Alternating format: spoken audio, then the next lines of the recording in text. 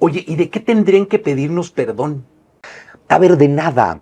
Este tema de las disculpas te habla de que quien establece esta narrativa de conquista y de disculpas es o muy ignorante o muy perverso. O las dos cosas, porque no están, no se eximen, ¿no? La una de la otra. Zunzunegui comienza estableciendo una falsa dicotomía, ignorante, perverso, que sirve para invalidar desde el inicio toda posibilidad crítica. Esta es una estrategia retórica clásica del discurso hegemónico. Descalificar al disidente sin atender su contenido, es decir, cuando se inicia un argumento descalificando al otro como ignorante o como perverso, ya no estamos en el terreno del debate, sino en el de la imposición ideológica. Walter Benjamin decía que todo documento de civilización es también un documento de barbarie. Pedir una disculpa no es ignorancia, es reconocer que esta civilización impuesta costó millones de vidas, lenguas y memorias. Tenemos esta narrativa bien rara donde decimos que los españoles nos conquistaron, ¿no? Pero pues lo dices en español. Intitlactoa topalash amosquitosneki inachtleki matilistli. Hablar nuestra herida no significa ignorancia. Y vives en un México donde tienes por todos lados barroco, neoclásico, neogótico, retablos bañados en oro, acueductos, hospitales, escuelas, universidades, colegios. Aquí apela a una falacia de acuerdo tácito. Como hablamos español o admiramos arquitectura virreinal, entonces estamos de acuerdo con la conquista. Es un uso perverso del lenguaje, de hecho, como una justificación de la opresión.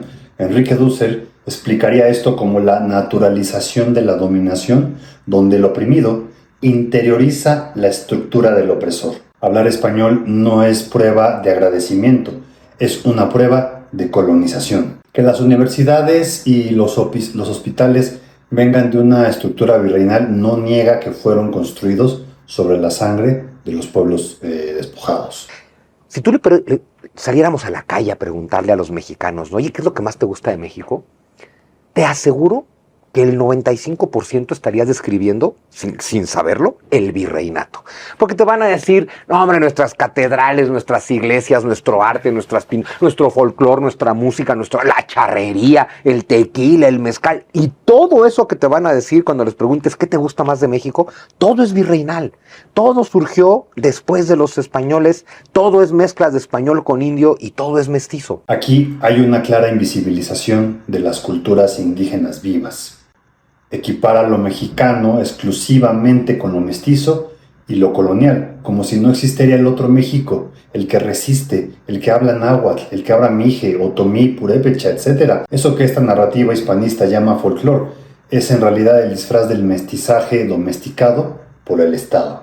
Pero hay otro México, el que canta en náhuatl, el que canta en indígena, el que nunca fue conquistado del todo. Noyuque santimexico ka ajmo omopochteccac. También somos el México que no se doblegó. Porque jamás ocurrió un fenómeno como de gente que llega, conquista, somete, saquea y se va. Es gente que llega y se instala y se quedan y se casan con las mujeres indígenas y tienen hijos con ellas y esos hijos son nuestros abuelos.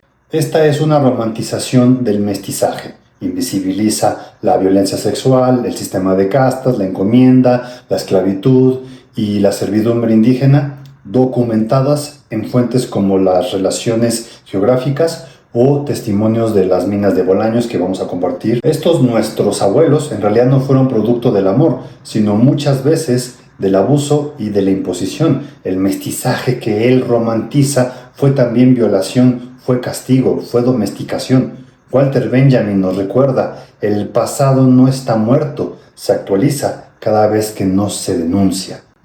Ahmo okatka in xochi toyancuitlacayo, okatka tlatkikahualtilisli. Nuestro mestizaje no fue flor, fue despojo. Entonces, cada vez que le mientas la madre al español en español y le pides que te pida disculpas, es como un adolescente imbécil de 12 años que le dice a su papá, yo no te pedí nacer. Aquí reduce el trauma colonial a un berrinche de adolescente. Invierte la lógica de la opresión, retratando al colonizado como ingrato. Esta es una técnica de culpabilización que Enrique Dussel describe como parte del ego conquiro, el conquistador que exige amor al conquistado. No se trata de un berrinche adolescente. Es una exigencia política de memoria, es saber que fuimos mutilados y aún así seguimos buscando nuestras raíces para no ser hijos del trauma, para no ser solo hijos de España. Es que esa es la postura de México, ¿no? México es un país que no existiría sin la historia común con España. Cuando Zunzunegui dice que México no existiría sin la historia común con España, omite deliberadamente el precio de esa historia. En el siglo XVIII, durante el auge de la minería en Real de Minas de Bolaños, los pueblos indígenas fueron despojados de sus tierras comunales, forzados a trabajar en condiciones infrahumanas y reprimidos con violencia militar.